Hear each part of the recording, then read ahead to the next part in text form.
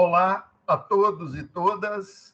É um prazer, uma alegria, uma gratidão falar aqui na abertura da Semana Lixo Zero de Casa Branca. Eu sou o Theo Armindo dos Santos de Souza Teodósio, sou professor do Programa de Pós-Graduação em Administração da PUC Minas. E sou criado em Brumadinho, sou filho de Brumadinho, tenho muito carinho pela nossa terra. Eu quero agradecer aqui o convite, na figura da Elcia Beriato e de todos e todas que organizam esse evento importante para a Casa Branca, importante para Brumadinho, importante para a gente pensar uma sociedade na qual a gente promova a sustentabilidade e faça avançar também a inclusão social, o combate à desigualdade em nossa sociedade. E aí, pessoal, eu vou falar de economia solidária, empreendedorismo e coleta seletiva municipal. Vou dar bastante ênfase ao papel essencial dos catadores e catadoras de materiais recicláveis na logística reversa das cidades, na promoção de uma sociedade que busca e almeja e alcança o lixo zero. E, para isso, vou mostrar que é importante que toda a sociedade, todos nós, sejamos nós cidadãos, cidadãs, empresários, empresárias, pesquisadores, estudantes, ativistas, funcionários públicos, pessoas da sociedade em geral, que a gente apoie os empreendimentos criados pelos catadores de material reciclável, porque eles são agentes ambientais muito poderosos na nossa sociedade e foram precursores na organização da coleta seletiva, na reciclagem de materiais, e hoje, com as transformações socioeconômicas que a gente vive, correm o risco de serem excluídos justamente desse sistema pulsante e que se moderniza cada vez mais, que é a logística reversa no Brasil, que é a reciclagem de materiais de resíduos sólidos urbanos. Então, a gente precisa entender quais são as condições para a gente manter os catadores e catadoras com mais força nesta cadeia de reciclagem. Então, para isso, primeiro nós vamos partir de um primeiro diagnóstico, os resíduos e os seus impactos mundo afora, né? A sociedade que a gente vive é baseada num volume crescente de consumo das sociedades urbanas, associando um bem viver, a qualidade de vida a consumir e expandir o consumo. Esse consumo tem gerado muitos problemas no que a gente pode chamar de pós-consumo, aquilo que vem depois da gente consumir produtos e serviços, a geração de muitos resíduos, e como a gente convive, infelizmente, e depois da pandemia se aprofunda esse quadro, a gente convive com sociedades pelo mundo afora que são marcadas pela desigualdade, pela pobreza, e no Brasil isso também é uma realidade. Acaba que os resíduos gerados, os resíduos sólidos, recicláveis, viram fonte de renda para muitas pessoas ao redor do mundo. Mas uma situação de trabalho precário, degradante, muitas vezes envolvendo trabalho infantil em condições muito adversas. A gente precisa modernizar a gestão de resíduos sólidos no Brasil, mas mantendo a inclusão e promovendo o aprofundamento da presença essencial dos catadores e catadoras nesse processo.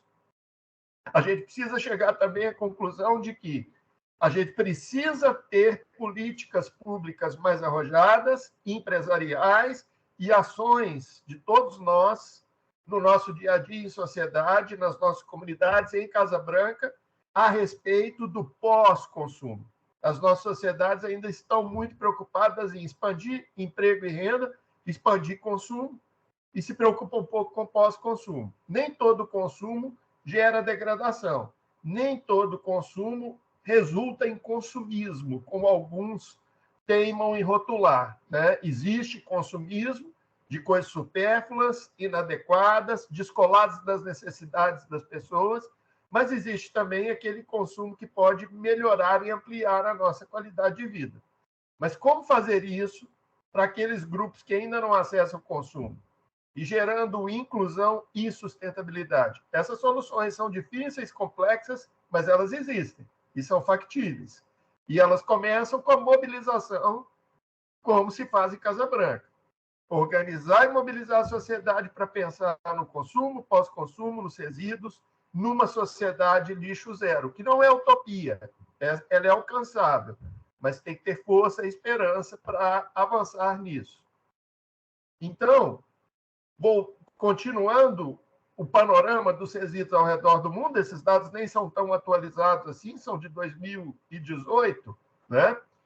A pergunta que não quer calar é como é que a gente acomoda 7,6 bilhões de pessoas no mundo, né, suprindo as suas necessidades de consumo para sobreviver e com seu pós-consumo e os resíduos gerados.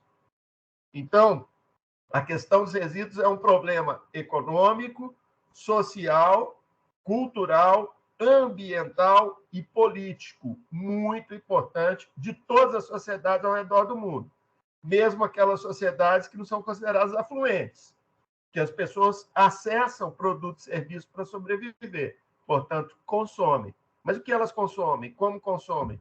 E como se dá o pós-consumo, o descarte das embalagens, dos produtos desgastados? Esta é um cenário que as pessoas que vivem só o campo do consumo e não pensam no pós-consumo, nos resíduos, muitas vezes não querem enxergar. Daí a dificuldade também de tratar de uma forma mais avançada a questão essencial do lixo nas nossas sociedades. E aí, o contexto brasileiro é muito importante. A gente gera muitas toneladas de resíduos, principalmente em grandes centros urbanos, em áreas, em regiões metropolitanas, como a gente está aqui ao redor de Belo Horizonte. A gestão desses resíduos sólidos ainda é muito tímida em relação ao que ela pode ser. Em Belo Horizonte, a gente apenas recicla 3% dos resíduos sólidos recicláveis disponíveis. E, ao contrário do que alguns teimam em insistir, de uma forma muito preconceituosa contra catadores e catadoras de material reciclável, esses 3% alcançados são justamente por causa dos catadores, por causa da ação positiva dos catadores, e não porque os catadores não conseguem, são desorganizados ou outras coisas mais. Existem muitos mitos ao redor dos empreendimentos cooperativistas dos catadores. Às vezes, difundidos de forma consciente, deliberada e politicamente muito incorreta por grupos empresariais que têm muito interesse, por exemplo, em incinerar resíduos, em queimar resíduos.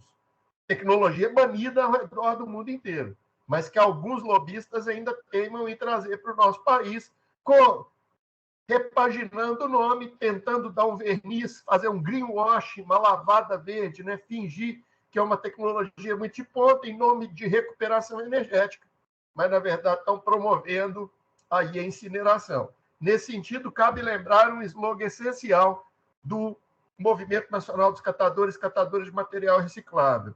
Deus recicla, o diabo incinera. Incinerar é a coisa menos adequada, menos inteligente e ambientalmente correta a se fazer.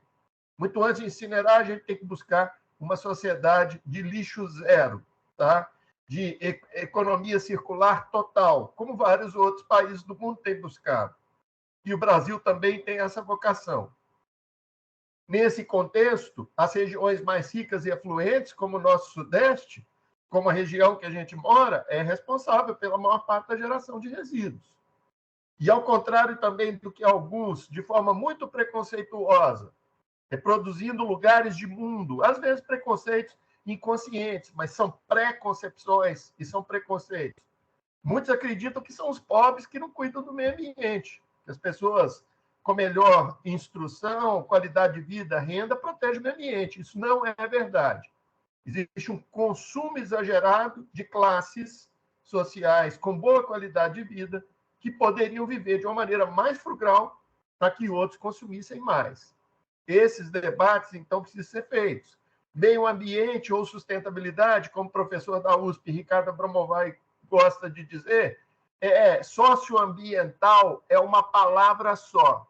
A gente não pode separar as questões ambientais das questões sociais, e quando a gente fala de sociais, é a participação comunitária, a mobilização comunitária, a luta contra a desigualdade e os preconceitos, tá? A transformação do modo de vida, da cultura e a inserção política, sim, no sentido de participação das pessoas nos conselhos de política ambiental, de meio ambiente e também na gestão de resíduos sólidos, né? Esses desafios são grandes, mas eles têm sido enfrentados de frente por pessoas, por exemplo, como em Casa Branca, que fazem o lixo zero acontecer, né?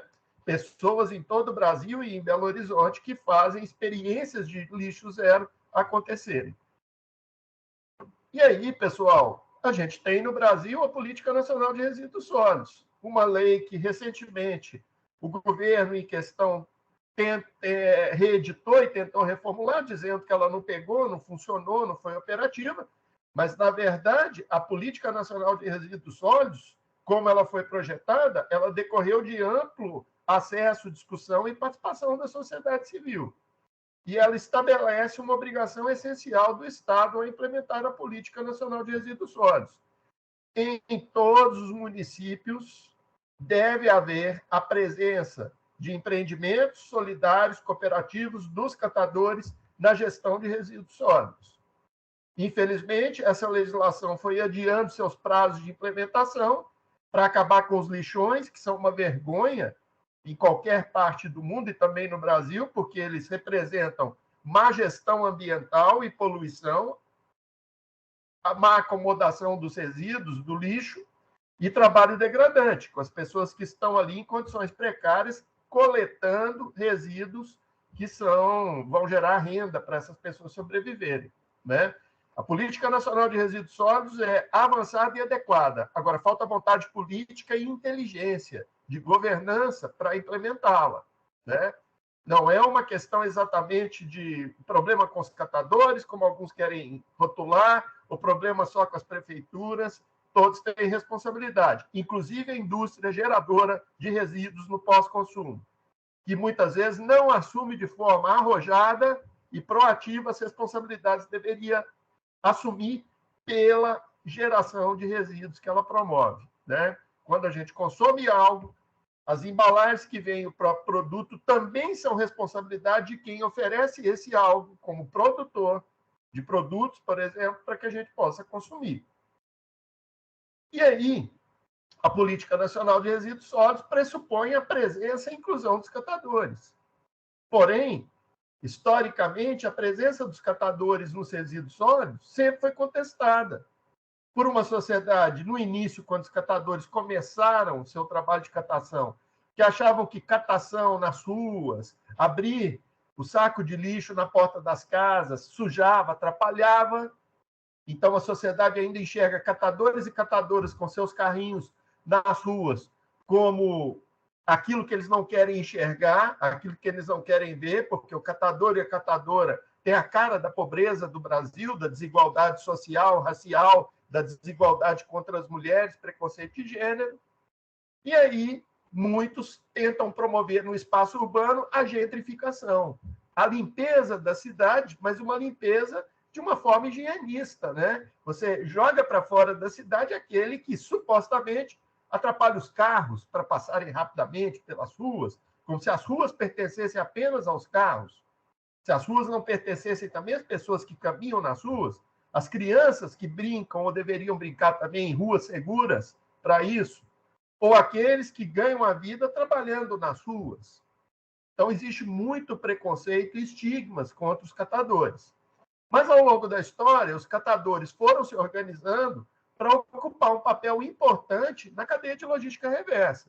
E hoje o desafio deles é se colocar cada vez mais como agentes ambientais urbanos que prestam serviços ambientais essenciais para a nossa sociedade, portanto, tem que ter melhor remuneração, tem que ser melhor apoiados, acolhidos e respeitados pela nossa sociedade, e nas cadeias empresariais são responsáveis, por exemplo, por grande parte do sucesso da logística reversa no Brasil. Alguns vão tentar dizer aí que é por questões de valor de preço de resíduos, Organização da Indústria, mas o Brasil é o primeiro país em reciclagem de garrafas PET no mundo e o segundo em alumínio no mundo, só perde para o Japão.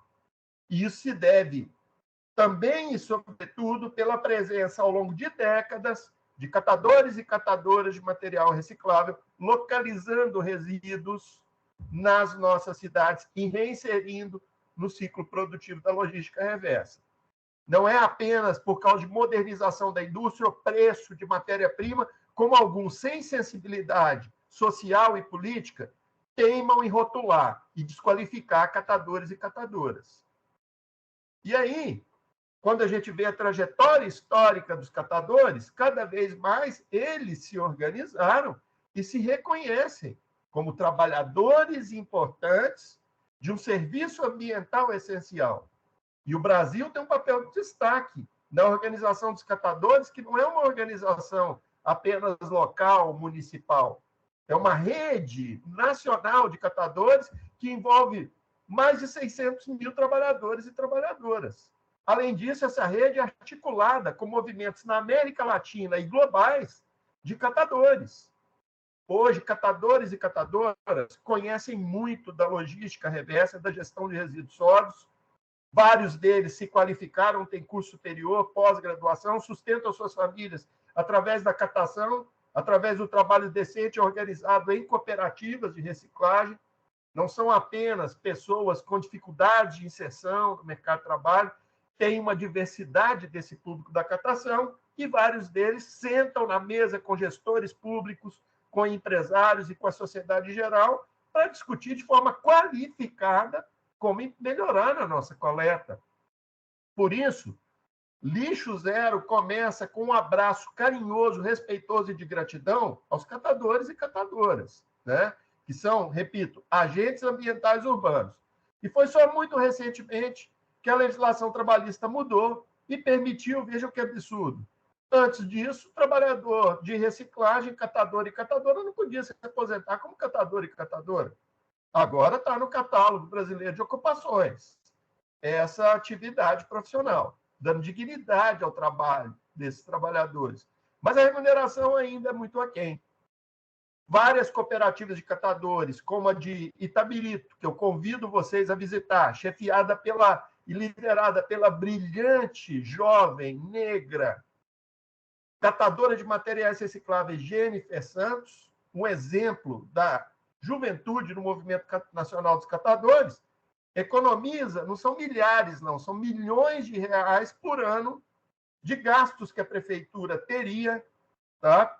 Com a coleta seletiva, com a terceirização das empresas de serviços públicos e de limpeza urbana. Portanto, catadores e catadoras prestam um serviço ambiental essencial, prestam um serviço econômico essencial. Eles representam também economia da gestão de recursos públicos que a gente tem que usar nos vários problemas que nos envolvem. Existem desafios de fortalecer o cooperativismo entre os catadores e catadoras? Com certeza. Por quê? Porque, infelizmente, grande parte do público que vai atuar na catação, tá? Eles são pessoas que têm dificuldades importantes de inserção no mercado de trabalho e, não conseguindo outras inserções no mercado de trabalho, resta para eles trabalhar com aquilo que a sociedade rotula de lixo. E vamos mudar a linguagem para que ela seja respeitosa e valorize o trabalho dos catadores. Ninguém cata lixo. As pessoas catam materiais recicláveis.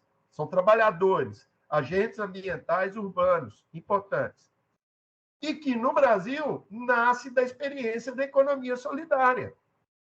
Alguns e algumas vão dizer, não, no capitalismo moderno, com toda a competição, degradação, correria e tal, não tem espaço para solidariedade, para empatia, para partilha. Olha, quem se propõe a pensar em lixo zero, reciclagem, gestão de resíduos sólidos urbanos, economia circular, sabe que também uma das tendências mais importantes que tem mudado, inclusive os mercados capitalistas tradicionais, é o que a gente chama de economia do compartilhamento. É assim que surge o Uber, Airbnb e uma série de outras empresas, baseadas não na compra e descarte, mas na partilha daquilo que existe.